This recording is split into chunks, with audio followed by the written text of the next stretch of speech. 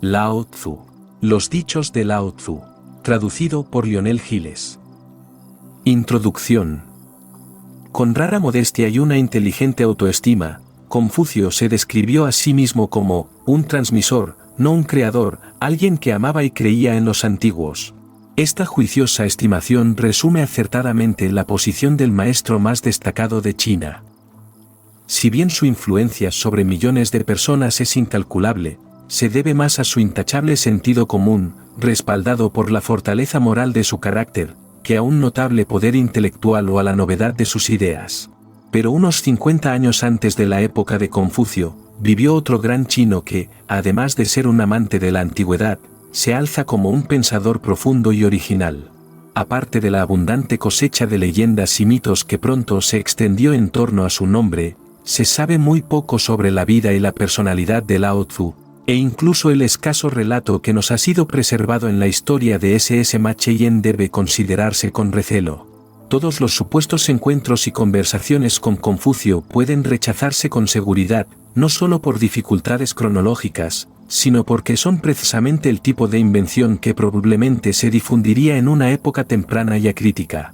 No necesitamos, sin embargo, quienes impugnan la existencia misma de Lao Tzu como individuo, y consideran el libro que lleva su nombre como una mera colección de fragmentos de antigua filosofía proverbial, llegan incluso al extremo. De hecho, esta teoría se ve reforzada por la incertidumbre que rodea la correcta interpretación del nombre Lao Tzu, que se explica de diversas maneras como viejo niño, porque se dice que nació con barba blanca, aunque podríamos sospechar que la historia fue inventada para explicar el nombre hijo de Lao, siendo este el apellido de la Madre Virgen que lo concibió al ver una estrella fugaz, o viejo filósofo, debido a la avanzada edad a la que escribió su libro inmortal, el Tao Te Ching.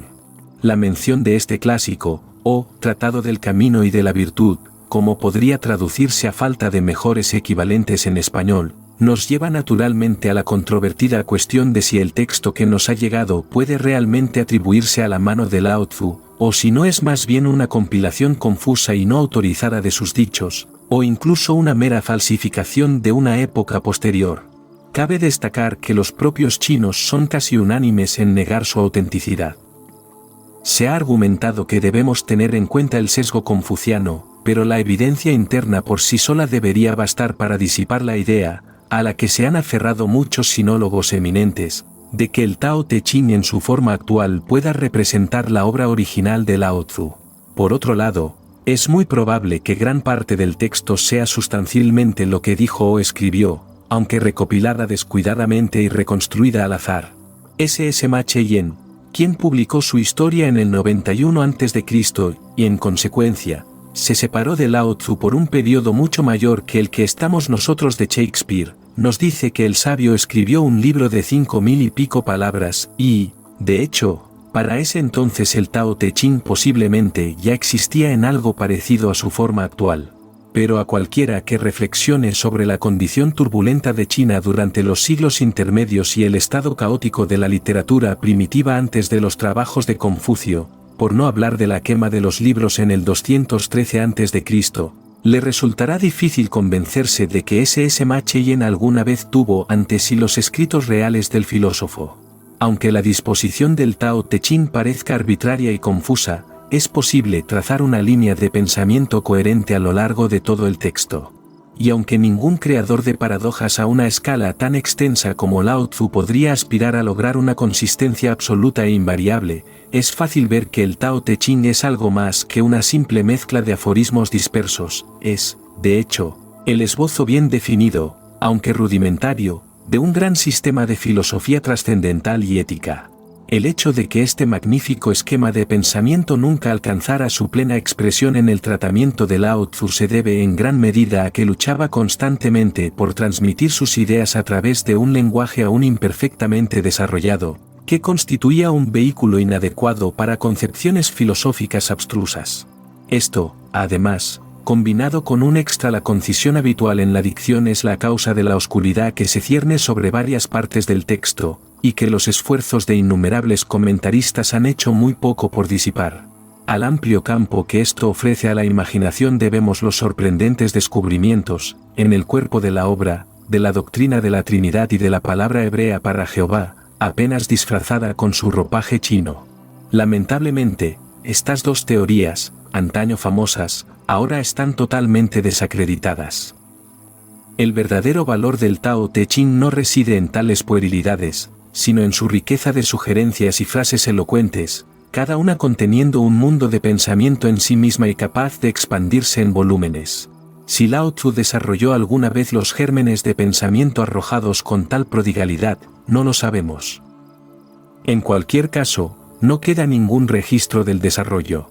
Y si Lao Tzu no logró elaborar su propio sistema, la tarea nunca fue satisfactoriamente completada por aquellos que vinieron después de él. Es cierto que una enorme superestructura de literatura taoísta se ha erigido sobre la delgada base del Tao Te Ching, pero estos escritores taoístas pronto abandonaron la austeridad del camino de Lao Tzu por los campos más atractivos del ritual y la magia.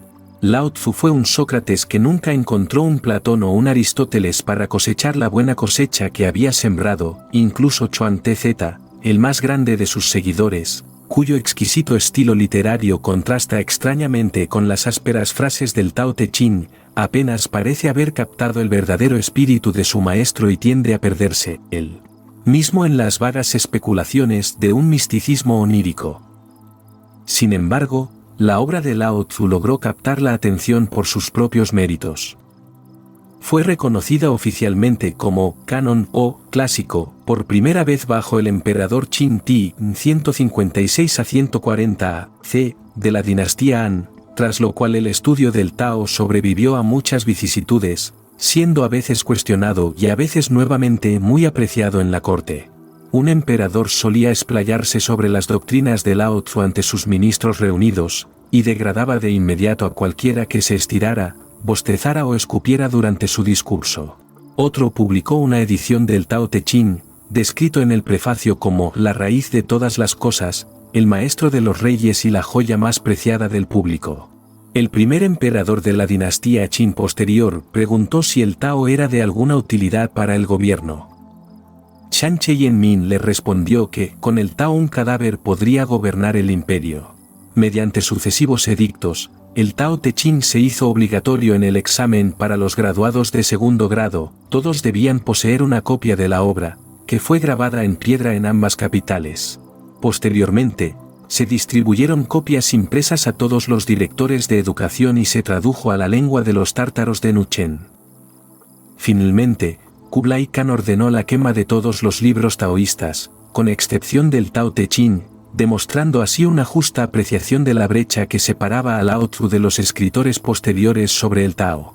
En vista del carácter inconexo y poco artístico de la obra y su antagonismo con muchos de los principios del confucianismo ortodoxo, no es de extrañar que los eruditos nativos, con la auténtica subordinación china de la materia a la forma, rara vez lo tengan en gran estima y, de hecho, sus cualidades no son las que atraerían con fuerza a una raza esencialmente materialista y obstinada. Sin embargo, tras reflexionar, se verá que la enseñanza de Lao Tzu no ha estado exenta de resultados prácticos. La gran lección política del laissez-faire es una que el pueblo chino ha asimilado bien y quizás llevado al exceso, incluso podría decirse que impregna su vida nacional más profundamente que cualquier doctrina de Confucio. De dos grandes males de la civilización moderna, la plaga del exceso de legislación y la plaga del burócrata entrometido y autoritario, China es notablemente libre, y en pocos países el individuo goza de una libertad de acción tan absoluta. Así pues, en general, puede decirse que los chinos han adoptado los principios fundamentales de gobierno de Lao Tzu con no poco éxito. Es difícil creer que un imperio rígidamente despótico, agobiado por una molesta serie de leyes y estatutos, haya permanecido homogéneo e intacto durante un periodo tan prolongado. ¿Quién puede dudar de que la enorme masa de China haya logrado desafiar la acción desintegradora del tiempo gracias a su propia inercia y placidez?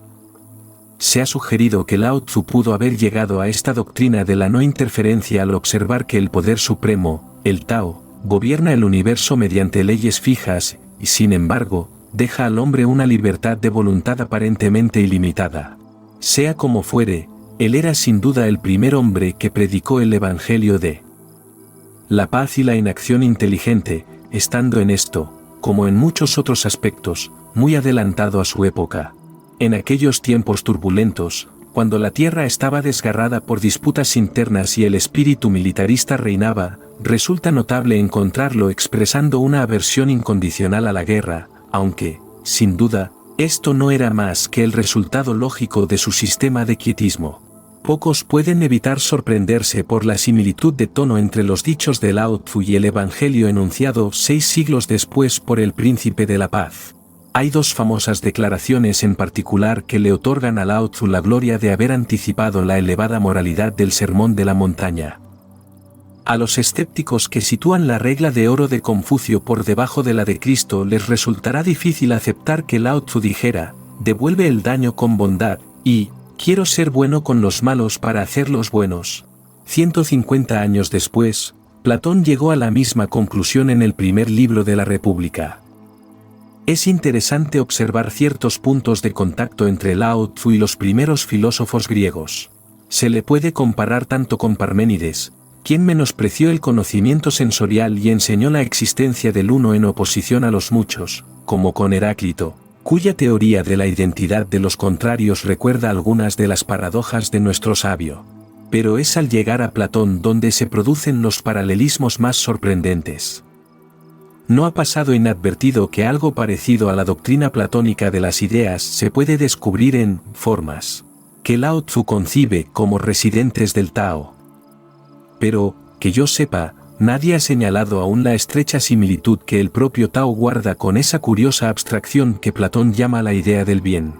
La función y los atributos de esta grandiosa concepción no se exponen con tanta claridad como los del Tao, pero sin duda abarcan mucho más que la connotación moral ordinaria de nuestra palabra bien. Es a la vez la causa creadora y sustentadora del universo, la condición de todo conocimiento y el sumum bonum u objeto supremo del deseo humano. Al ser una entidad metafísica, no puede ser percibida por el ojo ni el oído de los sentidos, y por lo tanto es ridiculizada por el hombre inferior de poca inteligencia, mientras que solo unos pocos pueden entrar en estrecha comunión con ella. Ahora bien, todo esto podría servir igualmente como descripción del Tao. Por otra parte, la inactividad y el reposo que tanto insiste el pensador chino como características primarias del Tao, habrían sido menos inteligibles para el griego y parecerían acercarnos al budismo. La falta de información fiable sobre Lao Tzu es muy decepcionante. Es inevitable desear que algunos de los detalles menos importantes de la vida de Confucio pudieran sustituirse por un relato personal auténtico, aunque breve, de su contemporáneo mayor. Lo único que sabemos con certeza es que, tras haber pasado la mayor parte de su vida en el estado de Zhou, partió a una edad avanzada, hacia el oeste, cruzó la frontera y nunca más se supo de él. Así, la gigantesca figura de Lao Tzu se alza, apenas confusa en la niebla de los siglos, y para tener una idea de su personalidad debemos conformarnos con recurrir a sus propias frases toscas. Hay un pasaje impactante en el que se describe a sí mismo, medio con sarcasmo y medio con seriedad, como un tonto y un payaso comparado con la gente común, y esto, parece indicar, es el resultado de su adhesión al Tao. Estas palabras, evidentemente escritas con gran amargura, pueden haber sido arrancadas de su mente por la sensación de no haber logrado convertir a la generación despreocupada que no quería saber nada del Tao que él veneraba como lo más preciado bajo el cielo. Al mostrarse a sí mismo, el hombre del Tao, bajo una luz tan desventajosa, su significado era probablemente el mismo que el de Platón en la alegoría de la caverna, donde describe la ceguera y el desconcierto de aquellos que descienden una vez más a la oscuridad de su prisión después de haber contemplado el brillo deslumbrante del sol. El desaliento de Lao Tzu habría sido aún mayor si hubiera previsto cómo su enseñanza pura e idealista estaba destinada a verse arrastrada al fango de la superstición degradante, que durante siglos ha convertido al taoísmo en sinónimo de reproche. Aunque a menudo se describe como una de las 3 religiones de China, este culto es en realidad poco más que una masa inextricable de malabarismos y fraudes, absorbido de diversas creencias populares y otras fuentes, incluyendo incluso el credo rival del budismo, y dirigido por un cuerpo de sacerdotes reclutados de la escoria misma del imperio. Sin embargo, tal destino es menos sorprendente que deplorable, dado que el propio gran fundador no se esforzó por establecer un sistema viable. Propuso nobles sentimientos y descuidó los detalles triviales, sin los cuales sus ideas no podrían dar fruto. Además, al fin y al cabo, el idealismo nunca podrá sostenerse en los asuntos humanos, hasta que amanezca la nueva era con la que Platón soñó hace mucho tiempo, y este mundo nuestro esté maduro para el dominio de los reyes filósofos. El Tao en su aspecto trascendental y en su manifestación física. El Tao que puede expresarse con palabras no es el Tao eterno, el nombre que puede pronunciarse no es su nombre eterno. Sin nombre, es el principio del cielo y la tierra, con nombre, es la madre de todas las cosas. Solo quien está eternamente libre de las pasiones terrenales puede comprender su esencia espiritual, quien está siempre acosado por las pasiones no puede ver más que su forma externa. Estas dos cosas, lo espiritual y lo material, aunque las llamemos con nombres diferentes, en su origen son una y la misma. Esta identidad es un misterio, el misterio de los misterios. Es la puerta de toda espiritualidad. Qué insondable es el Tao. Parece ser el progenitor ancestral de todas las cosas. Qué puro y claro es el Tao. Parecería ser eterno. No sé de quién es descendiente. Parece haber sido anterior a cualquier poder soberano. El Tao escapa al sentido de la vista, por lo que se le llama incoloro. Escapa al sentido del oído, por lo que se le llama insonoro. Escapa al sentido del tacto, por lo que se le llama incorpóreo. Estas tres cualidades son inaprehensibles, y por lo tanto, pueden fusionarse en una unidad. Su parte superior no es brillante, ni su parte inferior es oscura. Incesante en acción, no puede ser nombrada, sino que retorna de nuevo a la nada. Podríamos llamarla la forma de lo informe, la imagen de lo sin imagen, lo fugaz e indeterminable. Si fueras delante de ella, no podrías ver su rostro, si fueras detrás, no podrías ver su espalda. Las manifestaciones más poderosas de la fuerza activa fluyen únicamente del Tao. El Tao en sí mismo es vago, impalpable, qué vago. Sin embargo, en su interior hay forma. Qué vago, qué impalpable. Sin embargo, en su interior hay sustancia. Qué profundo, qué oscuro. Sin embargo, en su interior hay un principio vital. Este principio es la quinta esencia de la realidad, y de él surge la verdad. Desde tiempos inmemoriales hasta nuestros días, su nombre nunca ha desaparecido. Vela por el origen de todas las cosas. ¿Cómo sé esto sobre el origen de las cosas? A través del Tao. Hay algo, caótico pero completo, que existió antes del cielo y la tierra. Oh, que quieto y sin forma es, permaneciendo solo, sin cambiar, extendiéndose por todas partes sin sufrir daño, debe ser considerado como la madre del universo. Desconozco su nombre. Para designarlo, lo llamo Tao. En mi esfuerzo por describirlo, lo llamo grande, siendo grande, pasa, pasando, se aleja, habiéndose alejado, regresa. Por lo tanto, el Tao es grande, el cielo es grande, la tierra es grande, y el soberano también es grande. En el universo hay 4 poderes, de los cuales el soberano es uno. El hombre toma su ley de la tierra toma su ley del cielo, el cielo toma su ley del Tao, pero la ley del Tao es su propia espontaneidad. El Tao, en su aspecto inmutable, no tiene nombre. Aunque pequeño en su simplicidad primordial, la humanidad no se atreve a reclamar su servicio. Si príncipes y reyes pudieran sostenerlo y conservarlo, toda la creación le rendiría homenaje espontáneamente. El cielo y la tierra se unirían para enviar un dulce rocío, y la gente sería justa sin ser invitada y por voluntad propia. Tan pronto como el Tao crea orden, se vuelve nombrable. Cuando tenga un nombre, los hombres sabrán cómo descansar en él. Al saber cómo descansar en él, no correrán ningún riesgo. El Tao tal como existe en el mundo es como los grandes ríos y mares que reciben las corrientes de los valles. El gran Tao es omnipresente. Puede estar a la derecha y a la izquierda. Todas las cosas dependen de él para vivir, y no las rechaza. Cumplida su tarea, no se atribuye ningún mérito. Ama y nutre todas las cosas, pero no actúa como amo. Siempre está libre de deseos. Podríamos llamarlo pequeño. Todas las cosas regresan a él, pero no actúa como amo. Podríamos llamarlo grande. El mundo entero acudirá a quien posee la poderosa forma del Tao. Vendrán y no sufrirán daño, sino que hallarán descanso, paz y tranquilidad. Con música y exquisiteces podemos entretener al visitante que pasa. Pero si abrimos la boca para hablar del Tao, lo encuentra insípido y soso. No visible a la vista, no audible al oído, en su uso es inagotable. La regresión es el movimiento del Tao. La debilidad es el carácter del Tao. Todas las cosas bajo el cielo derivan su ser de Tao en la forma de existencia. Tao en la forma de existencia surgió de Tao en la forma de no existencia. Tao es un gran cuadrado sin ángulos, un gran recipiente que tarda mucho en completarse, un gran sonido que no se puede oír, una gran imagen sin forma. El Tao yace oculto y no puede ser nombrado, pero tiene el poder de transmutar y perfeccionar todas las cosas. El Tao produjo la unidad produjo la dualidad produjo la Trinidad, y la Trinidad produjo todos los objetos existentes. Estos innumerables objetos dejan atrás la oscuridad y abrazan la luz, siendo armonizados por el aliento del vacío.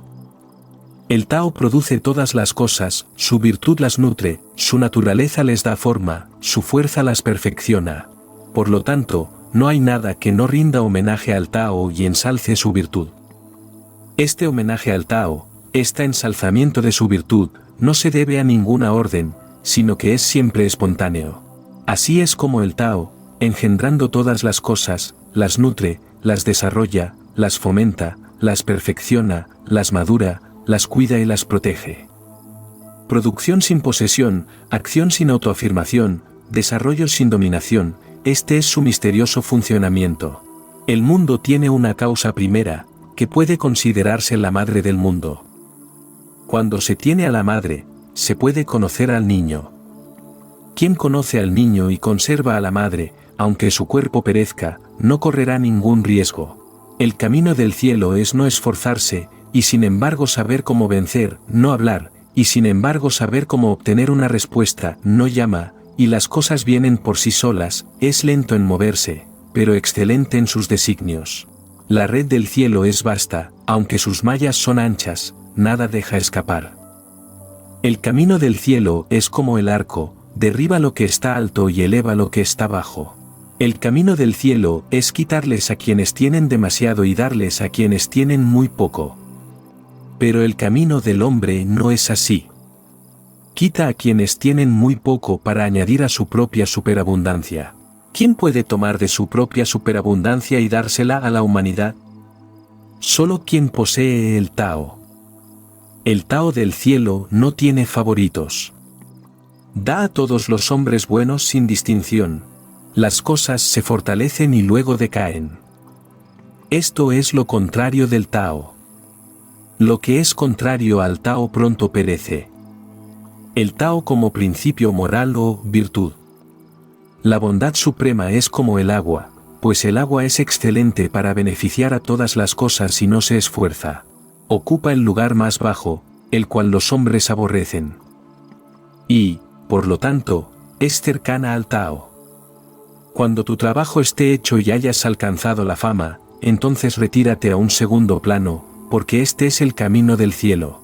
Aquellos que siguen el camino no desean el exceso, y así, sin exceso, están para siempre exentos del cambio.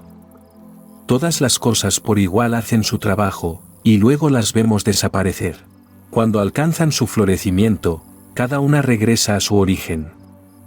Regresar a su origen significa descanso o cumplimiento del destino. Esta reversión es una ley eterna. Conocer esa ley es estar iluminado. Desconocerla es miseria y calamidad. Quien conoce la ley eterna es liberal. Siendo liberal, es justo. Siendo justo, es majestuoso. Siendo majestuoso, es semejante al cielo. Siendo semejante al cielo, posee el Tao. Poseído por el Tao, perdura para siempre. Aunque su cuerpo perezca, no sufre daño alguno. Quien actúa conforme al Tao, se une a él. Quien recorre el camino de la virtud se une a ella. Quien sigue el camino del vicio se une a él. Quien es uno con el Tao también se alegra de recibirlo. Quien es uno con la virtud también se alegra de recibirlo. Quien es uno con el vicio también se alegra de recibirlo. Quien se autoaprueba no brilla. Quien se jacta no tiene mérito. Quien se exalta no se eleva. Juzgados según el Tao, es como restos de comida o un tumor en el cuerpo, un objeto de repugnancia universal. Por lo tanto, quien posee el Tao no se relacionará con tales cosas. La virtud perfecta no adquiere nada, por lo tanto, lo obtiene todo. La virtud perfecta no hace nada, pero no hay nada que no logre. La caridad perfecta opera sin necesidad de nada que la evoque. El deber perfecto al prójimo opera, pero siempre necesita ser evocado. La ceremonia perfecta opera y no exige una respuesta externa, sin embargo, inspira respeto. Las ceremonias son la expresión externa de los sentimientos internos. Si el Tao perece, perecerá la virtud; si la virtud perece, perecerá la caridad; si la caridad perece, perecerá el deber hacia el prójimo; si el deber hacia el prójimo perece, perecerán las ceremonias. Las ceremonias no son más que la apariencia de lealtad y la buena fe, aunque a menudo es fuente de desorden. El conocimiento de lo externo no es más que un adorno ostentoso del Tao, mientras que a menudo es el comienzo de la imbecilidad. Por lo tanto, el hombre verdaderamente grande se basa en lo sólido, no en lo superficial, en lo real, no en lo ornamental. Rechaza lo segundo en favor de lo primero. Cuando el erudito superior oye hablar del Tao, lo practica con diligencia. Cuando el erudito promedio oye hablar del Tao, a veces lo retiene, a veces lo pierde. Cuando el erudito inferior oye hablar del Tao, se ríe a carcajadas. Si no se ridiculizara así, no sería digno del nombre de Tao. Quien se ilumina por el Tao parece estar envuelto en la oscuridad. Quien avanza en el Tao parece estar retrocediendo. Quien camina con soltura en el Tao parece estar en un camino áspero. El hombre de mayor virtud parece humilde. El verdaderamente puro se comporta como si estuviera manchado. El que tiene virtud en abundancia se comporta como si no fuera suficiente. El que es firme en la virtud parece un impostor furtivo. El que es sencillo y veraz parece inestable como el agua. Si el Tao prevalece en la tierra, los caballos se utilizarán para la agricultura. Si el Tao no prevalece, se criarán caballos de guerra en los terrenos comunales. Si tuviéramos suficiente conocimiento para caminar en el gran camino, lo que más temeríamos sería la jactancia. El gran camino es muy suave, pero a la gente le encantan los senderos secundarios. Donde los palacios son muy espléndidos, allí los campos quedarán muy desiertos y los graneros muy vacíos. El uso de túnicas alegremente bordadas, el porte de espadas afiladas, el esmero en la comida y la bebida, la superabundancia de propiedades y riquezas, a todo esto lo llamo robo ostentoso; con toda seguridad, no es Tao.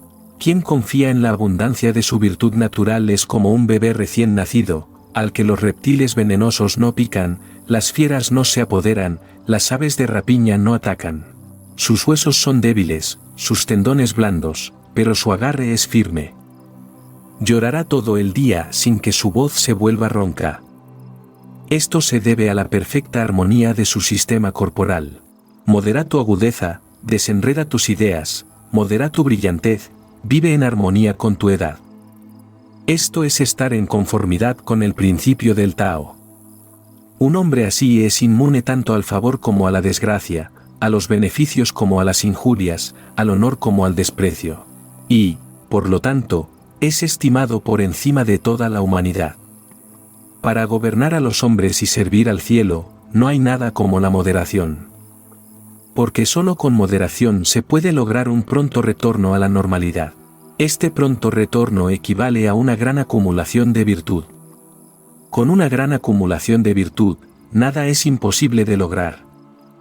Si nada es imposible de lograr, nadie sabrá hasta dónde llega este poder. Y si nadie sabe hasta dónde llega el poder de un hombre, ese hombre es apto para gobernar un estado. Poseyendo el secreto del gobierno, su gobierno perdurará, arraigando profundamente, y hacer que las raíces se extiendan y sean firmes. Esta es la manera de garantizar una larga vida al árbol. El Tao es el santuario donde todo encuentra refugio, el tesoro inestimable del hombre bueno, el guardián y salvador del que no es bueno. Por lo tanto, en la entronización de un emperador y el nombramiento de sus 3 ministros ducales, aunque haya quienes traigan regalos de jade costoso y conduzcan carros de 4 caballos, eso no es tan bueno como quedarse quieto y ofrecer el regalo de este Tao. ¿Por qué los hombres de antaño valoraban tanto este Tao? ¿Acaso no es porque se puede buscar y encontrar a diario, y puede perdonar los pecados de los culpables? Por eso es lo más preciado bajo el cielo. Todo el mundo dice que mi Tao es grandioso, pero diferente de otras enseñanzas. Precisamente por su grandiosidad, parece diferente de otras enseñanzas. Si tuviera esta semejanza, hace mucho tiempo que se habría conocido su pequeñez. Los filósofos hábiles de la antigüedad eran sutiles, espirituales, profundos y penetrantes. Eran tan profundos que resultaban incomprensibles. Como son difíciles de comprender, intentaré describirlos. Se encogían, como quien vadea un arroyo en invierno. Eran cautelosos, como quien teme un ataque desde cualquier punto. Eran circunspectos, como un huésped extraño, modestos, como hielo a punto de derretirse, sencillos, como madera sin pulir, vacíos, como un valle, opacos, como agua turbia. Cuando se llegan a un acuerdo después de una gran disputa, es inevitable que quede cierto resentimiento. ¿Cómo puede esto ser reparado? Por lo tanto, tras firmar un acuerdo, el sabio cumple con sus obligaciones, pero no exige el cumplimiento de los demás. El hombre con virtud atiende al espíritu del pacto, el hombre sin virtud solo atiende a sus exigencias. Quien intenta gobernar un reino con sagacidad es su despojo, pero quien no gobierna con sagacidad es su bendición. Quien comprende estos 2 dichos puede ser considerado un modelo. Mantener este principio constantemente presente se llama virtud profunda. La virtud profunda es insondable, trascendental, paradójica al principio, pero luego exhibe una completa conformidad con la naturaleza. La doctrina de la inacción. El sabio se ocupa de la inacción y transmite instrucciones sin palabras. ¿No será acaso descuidando el interés propio que podremos lograrlo? Purifica tu profunda inteligencia y aún podrás estar libre de toda mancha. Aprecia a la gente y ordena el reino, y aún podrás prescindir de la intromisión. ¿Quién puede aclarar el agua turbia? Pero si se le permite permanecer quieta, poco a poco se volverá pura. ¿Quién puede lograr un estado de reposo absoluto? Pero deja que el tiempo pase, y el estado de reposo surgirá gradualmente. Sé parco en palabras, y las cosas se arreglarán solas. Un viento fuerte no sobrevive a la mañana, una ráfaga de lluvia no sobrevive al día. Así es la naturaleza. Y si la naturaleza misma no puede sostener sus esfuerzos por mucho tiempo, cuanto menos podrá el hombre. Alcanza el vacío completo y conserva con ahínco un estado de reposo. El Tao es eternamente inactivo, y sin embargo, no deja nada sin hacer. Si reyes y príncipes pudieran aferrarse a este principio, todo funcionaría. Llevar a cabo su propia reforma. Si, tras reformarse, aún desearan actuar, los restringiría con la simplicidad del Tao sin nombre. La simplicidad del Tao sin nombre genera ausencia de deseo. La ausencia de deseo brinda tranquilidad. Y así, el imperio se rectificará. Las cosas más blandas del mundo superan a las más duras. Lo que no tiene sustancia entra donde no hay resquicio. Por eso conozco la ventaja de la inacción. Transmitir lecciones sin palabras, cosechar beneficios sin acciones, hay pocos en el mundo que pueden lograr esto. La actividad vence al frío, pero la quietud vence al calor. La pureza y la quietud son los principios correctos para la humanidad. Sin salir de casa, se puede conocer el mundo entero. Sin mirar por la ventana, se puede ver el camino del cielo. Cuanto más se viaja, menos se sabe. Así, sin moverse, se conocerá. Sin mirar, se verá. Sin hacer, se alcanzará. La búsqueda del conocimiento teórico produce un crecimiento diario. La práctica del Tao produce pérdidas diarias. Repite esta pérdida una y otra vez, y llegarás a la inacción. Practica la inacción, y no habrá nada que no se pueda hacer. El imperio siempre se ha conquistado dejando que las cosas sigan su curso. Quien siempre debe estar haciendo no es apto para obtener el imperio. Mantén la boca cerrada, cierra las puertas de los sentidos, y mientras vivas no tendrás problemas. Abre tus labios y empuja tus asuntos, y no estarás seguro hasta el final de tus días. Practica la inacción, ocúpate de no hacer nada. No desees desear, y no valorarás las cosas difíciles de conseguir. Aprende a no aprender, y volverás a una condición que la humanidad en general ha perdido. Deja que todas las cosas sigan su curso natural y no interfieras. Sencillez y humildad. Todas las cosas en la naturaleza actúan silenciosamente. Surgen sin poseer nada. Cumplen sus funciones sin reclamar nada. Cuando hayas alcanzado un mérito, no lo tomes para ti, porque si no lo tomas para ti, nunca te será quitado.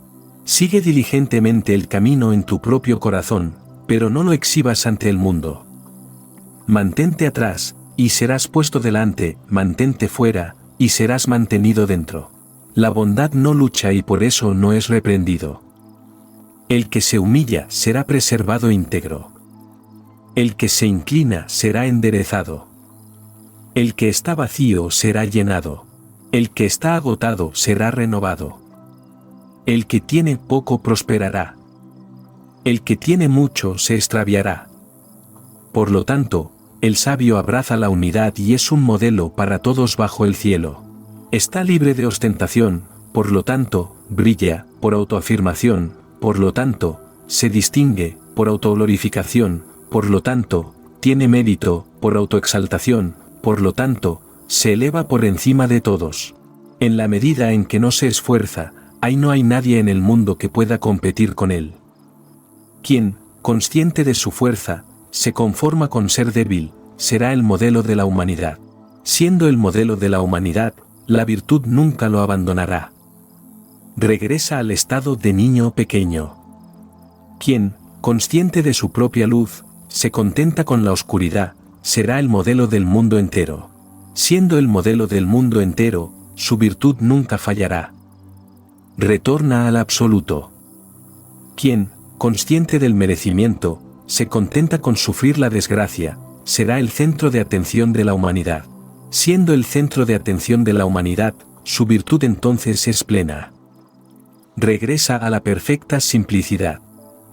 El que es grande debe basarse en la humildad. El que es alto debe basarse en la humildad. Así, príncipes y reyes, al referirse a sí mismos, usan términos como solitario, sin amigos, de poca monta. ¿No es esto basar la humildad en su valor? Así es que, algunas cosas aumentan al disminuir, otras disminuyen al aumentar. Lo que otros han enseñado, yo también lo enseño, en verdad, lo convertiré en la raíz de mi enseñanza. Lo que hace grande a un reino es ser como un río que fluye hacia abajo, el punto central hacia el cual convergen todos los arroyos menores bajo el cielo, o como la hembra en todo el mundo, que con su quietud siempre vence al macho. Y la quietud es una forma de humildad. Por lo tanto, si un gran reino se humilla ante un reino pequeño, hará de ese pequeño reino su premio. Y si un reino pequeño se humilla ante un reino grande, ganará sobre ese gran reino. Así, uno se humilla para alcanzar, el otro alcanza porque es humilde. Si el gran reino no tiene otro deseo que reunir a los hombres y nutrirlos, el pequeño reino no tendrá otro deseo que ponerse al servicio del otro. Pero para que ambos alcancen su deseo, el grande debe aprender humildad. La razón por la que los ríos y los mares pueden dominar 100 arroyos de montaña es porque saben cómo mantenerse bajo su control. Por eso pueden reinar sobre todos los arroyos de montaña. Por lo tanto, el sabio, queriendo estar por encima del pueblo, debe, con sus palabras, situarse por debajo de él, queriendo estar por delante del pueblo, debe situarse por detrás. De esta manera, aunque ocupa un lugar por encima de ellos, el pueblo no siente su peso, aunque ocupa un lugar ante ellos, no lo percibe como una ofensa. Por lo tanto, toda la humanidad se deleita en exaltarlo y no se cansa de él. El sabio no espera reconocimiento por lo que hace, alcanza méritos, pero no los apropia, no desea exhibir su valía. Tengo 3 cosas preciosas que aprecio con firmeza. La primera es la mansedumbre, la segunda, la frugalidad, la tercera, la humildad, que me impide anteponerme a los demás.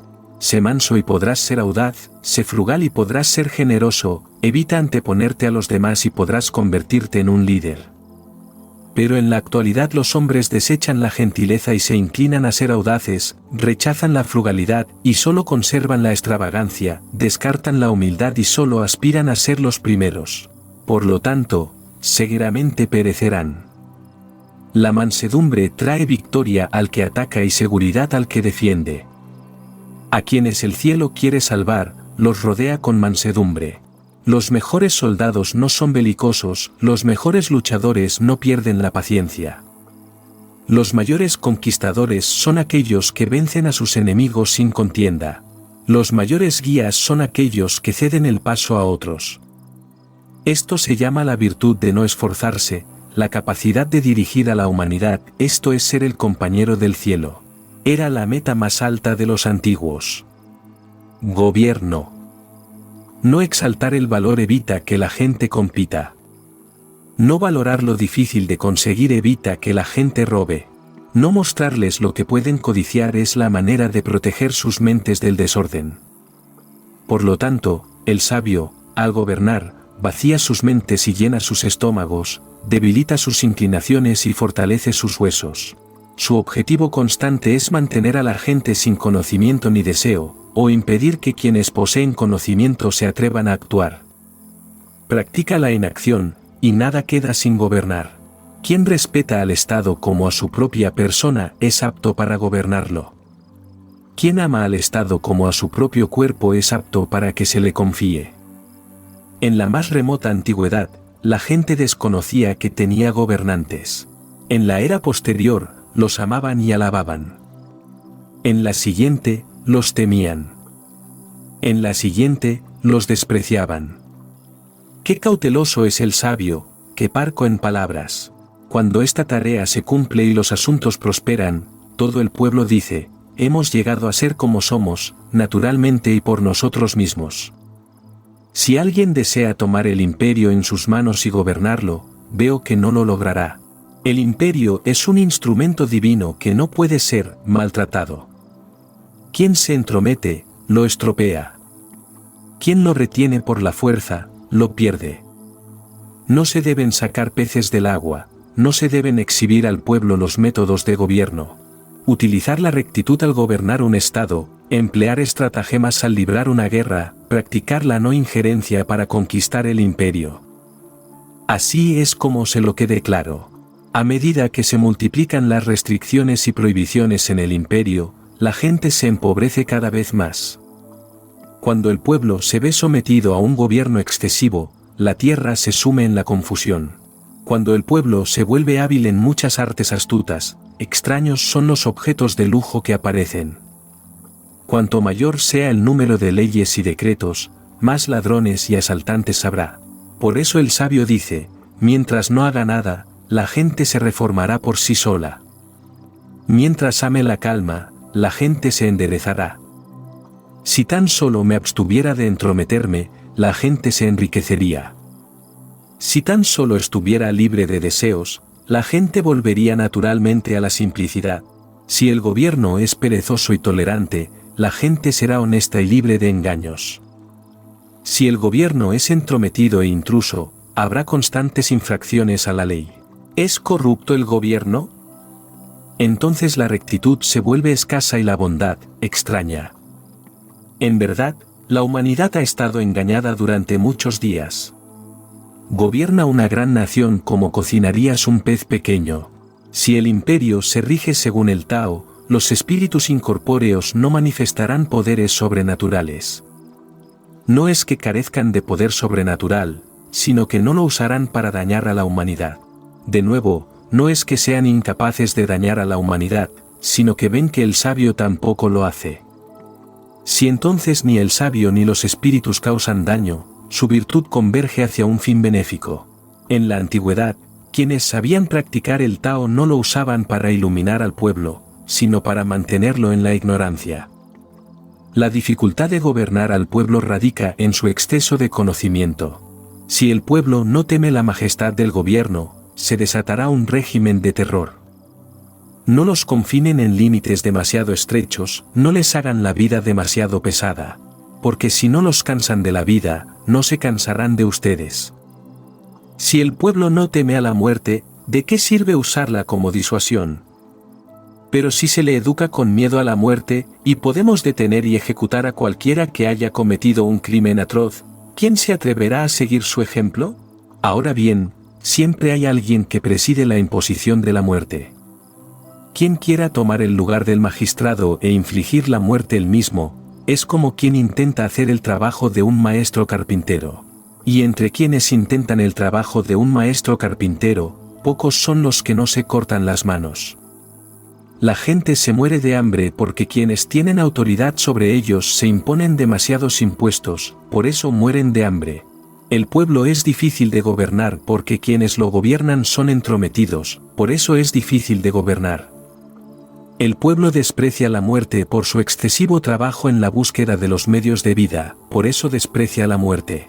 Un sabio dijo, ¿quién puede asumir la vergüenza de la nación es apto para ser señor de la tierra? ¿Quién puede asumir las calamidades de la nación es apto para gobernar el imperio? Si yo gobernara un pequeño estado con poca población y solo 10 o 100 soldados disponibles, no los usaría. Querría que la gente considerara la muerte como algo doloroso y que no viajaran a países lejanos. Aunque tuvieran barcos y carruajes, no tendrían necesidad de viajar en ellos. Aunque tuvieran armas y armaduras, no tendrían necesidad de usarlas. Haría que la gente volviera al uso de cuerdas anudadas. Encontrarían dulce su comida sencilla, hermosa su ropa tosca. Estarían contentos con sus hogares y felices en sus sencillas costumbres. Si un estado vecino estuviera a la vista del mío, es más, si estuviéramos lo suficientemente cerca como para oír el canto de los gallos y los ladridos de los perros del otro, ambos pueblos envejecerían y morirían sin haber existido jamás una relación mutua. Guerra. Aquel que sirve a un gobernante en armonía con el Tao no someterá al imperio por la fuerza de las armas. Tal proceder suele traer consecuencias. Donde se han acantonado tropas, brotan zarzas y espinos. En el camino de los grandes ejércitos deben seguir años de vacas flacas. El hombre bueno obtiene una victoria y luego se detiene, no recurre a la violencia. Al ganar, no se jacta, no triunfa, no muestra arrogancia. Gana porque no puede elegir, tras su victoria, no será autoritario.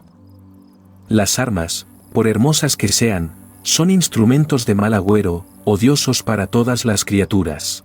Por lo tanto, quien posee el Tao no tendrá nada que ver con ellas. Donde habita el hombre principesco, la débil mano izquierda es honrada. Pero quien usa armas honra a la derecha más fuerte. Las armas son instrumentos de mal agüero, no son los instrumentos del hombre principesco, que solo las usa cuando es necesario. La paz y la tranquilidad son lo que aprecia. Cuando conquista, no se regocija. Regocijarse sería regocijarse en la matanza de seres humanos. Y quien se regocija en la matanza del ser humano no es apto para hacer su voluntad en el imperio. En ocasiones felices, se favorece a la izquierda, en ocasiones tristes, a la derecha. El segundo al mando se ubica a la izquierda, el general en jefe a la derecha. Es decir, se colocan en el orden observado en los ritos funerarios. Y, de hecho, quien ha exterminado a una gran multitud de hombres debería llorarlos con lágrimas y lamentaciones. Es bueno que quienes salen victoriosos en la batalla sean colocados en el orden de los ritos funerarios. Un cierto comandante militar solía decir: no me atrevo a hacer de anfitrión, prefiero hacer de invitado.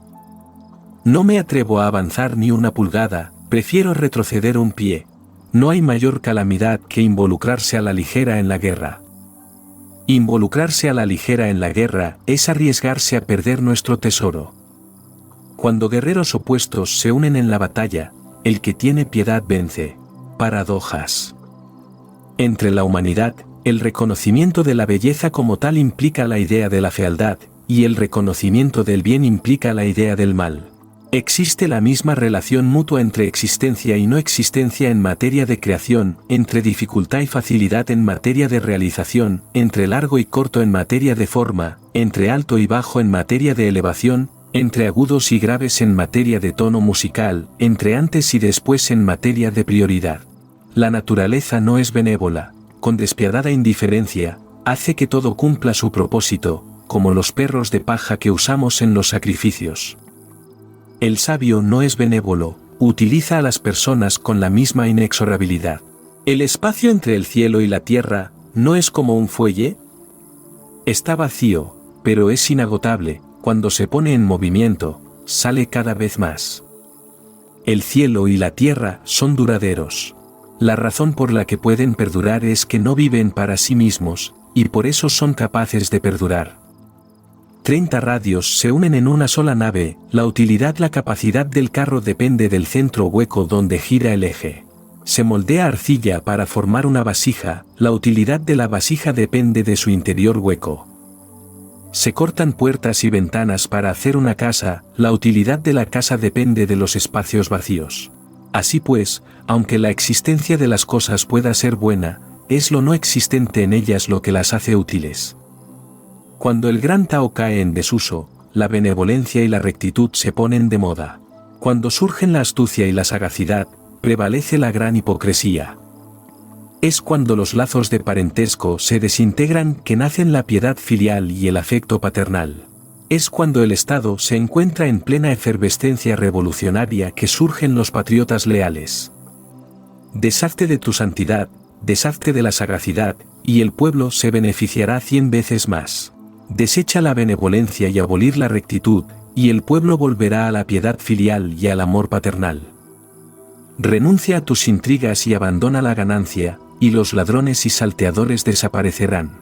Estos 3 preceptos significan que la apariencia externa es insuficiente, por lo tanto, nos exhortan a ser fieles a nuestra propia naturaleza, mostrar sencillez, ser francos, reducir el egoísmo y moderar los deseos. La variedad de colores ciega los ojos del hombre, la diversidad de sonidos deja sordo el oído del hombre, la mezcla de sabores embota el paladar del hombre. Quien conoce a los demás es inteligente, pero quien se conoce a sí mismo es iluminado. Quien vence a los demás es fuerte, pero quien se vence a sí mismo es aún más poderoso. Es rico quien sabe, cuando tiene suficiente. Quien actúa con energía tiene fuerza de propósito. Quien no se mueve de su lugar propio es duradero. Quien muere, pero no perece, goza de verdadera longevidad. Si quieres contraerte, primero debes expandirte. Si quieres debilitarte, primero debes fortalecerte. Si quieres derrocar, primero debes elevarte. Si quieres tomar, primero debes dar. Esto se llama el amanecer de la inteligencia. El más perfecto parece carecer de algo, sin embargo, sus recursos nunca se agotan. El más pleno parece vacío, sin embargo, sus recursos son inagotables. La rectitud extrema es tan mala como la tortuosidad. La inteligencia extrema es tan mala como la locura. La fluidez extrema es tan mala como el tartamudeo. Los que saben no hablan, los que hablan no saben. Abandone el aprendizaje y estará libre de problemas y angustias. El fracaso es la base del éxito y el medio para alcanzarlo. El éxito es el escondite del fracaso, pero ¿quién sabe cuándo llegará el punto de inflexión? Quien actúa, destruye, quien agarra, pierde.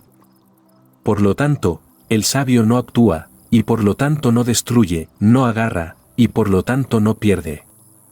Solo aquel que no hace nada por su vida puede decirse verdaderamente que la valora. El hombre al nacer es tierno y débil, al morir, rígido y fuerte. Las plantas y los árboles, al brotar, son tiernos y crujientes, al morir, son secos y duros. De ahí la rigidez y la fuerza son concomitantes de la muerte, la suavidad y la debilidad son concomitantes de la vida. Por lo tanto, el guerrero fuerte no conquista, el árbol fuerte es talado. Por lo tanto, los fuertes y los grandes ocupan el lugar inferior, los débiles y los débiles, el superior. No hay nada en el mundo más suave y débil que el agua, pero para atacar a las cosas duras y fuertes no hay nada que la supere, nada que pueda ocupar su lugar. Lo blando vence a lo duro, lo débil vence a lo fuerte. No hay nadie en el mundo que no conozca esta verdad, ni nadie que pueda ponerla en práctica. Los sabios no tienen un amplio espectro de conocimientos, los que tienen un espectro más amplio no son sabios. Al sabio no le importa acumular. Cuanto más usa para beneficio de los demás, más se posee. Cuanto más da a sus semejantes, más posee. Los dichos más verdaderos son paradójicos. Miscelánea de dichos y preceptos. Por muchas palabras el ingenio se agota, es mejor mantener un término medio. La excelencia de una vivienda es su ubicación, la excelencia de una mente es su profundidad, la excelencia de la donación es la caridad, la excelencia del habla es la veracidad, la excelencia del gobierno es el orden, la excelencia de la acción es la capacidad, la excelencia del movimiento es la puntualidad. Quien aferra más de lo que puede contener, estará mejor sin nada. Si una casa está repleta de tesoros de oro y jade, será imposible custodiarlos todos. Quien abraza la unidad del alma subordinando los instintos animales a la razón podrá escapar de la disolución. Quien se esfuerza al máximo por la ternura puede llegar a ser como un niño pequeño. Si un hombre es lúcido e inteligente, ¿puede carecer de conocimiento? El sabio atiende a lo interior y no a lo exterior, deja de lado lo objetivo y se aferra a lo subjetivo. Entre sí y sí, qué pequeña la diferencia. Entre el bien y el mal, qué grande la diferencia. Lo que el mundo reverencia no puede ser tratado con falta de respeto. El que no tiene fe en los demás, no encontrará fe en ellos. Verse a sí mismo es estar libre de visión. Poderoso es quien se conquista a sí mismo. El que se levanta de puntillas no puede mantenerse firme, el que extiende mucho las piernas no puede caminar. Las carreras y la caza excitan el corazón del hombre hasta la locura. La lucha por posesiones raras lleva al hombre a realizar acciones que le son perjudiciales. Lo pesado es el fundamento de la luz, el reposo es el gobernante de la inquietud. El príncipe sabio, en su quehacer diario, nunca se aparta de la seriedad y el reposo. Aunque posea un palacio suntuoso, morará en él con serena indiferencia. ¿Cómo debería el señor de una miríada de carros comportarse con ligereza en el imperio? La ligereza pierde el corazón de los hombres, la inquietud pierde el trono. El viajero hábil no deja huellas, el orador hábil no comete errores, el calculador hábil no usa tarjas. Quien sabe cerrar no usa cerrojos, pero tú no puedes abrir. Quien sabe atar con arco no usa cuerdas, pero tú no puedes desatar. Entre los hombres, no rechaces a nadie, entre las cosas, no rechaces nada. Esto se llama inteligencia integral. El hombre bueno es el maestro del hombre malo, el hombre malo es el material sobre el que trabaja el hombre bueno. Si uno no valora a su maestro, si el otro no ama su material, entonces, a pesar de su sagacidad, se desviarán por completo. Este es un misterio de gran importancia. Así como la materia en bruto se divide y se transforma en vasijas útiles, así también el sabio aprovecha su simplicidad, de ese modo, se convierte en el gobernante de gobernantes. El curso de las cosas es tal que lo que estaba al frente ahora está atrás, lo que era caliente ahora está frío, lo que era fuerte ahora está débil, lo que era completo ahora está en ruinas. Por lo tanto, el sabio evita el exceso, la extravagancia y la grandeza. ¿Qué te es más cercano, la fama o la vida? ¿Qué es más para ti, ¿La vida o la riqueza? ¿Cuál es el mayor mal, la ganancia o la pérdida? Las ambiciones desmedidas conllevan necesariamente un gran sacrificio. Mucho acaparamiento conlleva grandes pérdidas. ¿Quién sabe cuando tiene suficiente no será avergonzado? ¿Quién sabe cuando detenerse no sufrirá daño? Un hombre así puede aspirar a una larga vida. No hay pecado mayor que la ambición, no hay calamidad mayor que el descontento, no hay vicio más repugnante que la codicia. Quien está contento siempre tiene suficiente. No desees ser raro como el jade, ni común como la piedra. El sabio no tiene ideas rígidas, pero comparte las ideas del pueblo y las hace suyas. Viviendo en el mundo, es aprensivo, para que su corazón no se manche con el contacto con el mundo. Toda la gente fija sus ojos y oídos en él. El sabio considera a todos como sus hijos. He oído que quien posee el secreto de la vida, al viajar al extranjero, no huirá del rinoceronte ni del tigre, al entrar en un campamento enemigo, no se equipará con espada y broquel. El rinoceronte no encuentra en él donde insertar su cuerno, el tigre no tiene donde clavar su garra, el soldado no tiene donde clavar su espada. ¿Y por qué? Porque no hay lugar por donde pueda entrar la muerte. Ver pequeños comienzos es claridad de visión. Descansar en la debilidad es fortaleza. Al que sabe plantar, no le arrancarán la planta, al que sabe sostener algo, no le quitarán nada. Hijos y nietos adorarán en su santuario, que perdurará de generación en generación. El conocimiento en armonía se llama constante. El conocimiento constante se llama sabiduría. El aumento de la vida se llama felicidad. La mente que dirige el cuerpo se llama fuerza. Sé recto sin ser angular. Sé honesto sin ser mezquino. Sé recto sin ser puntilloso. Sé brillante sin ser ostentoso.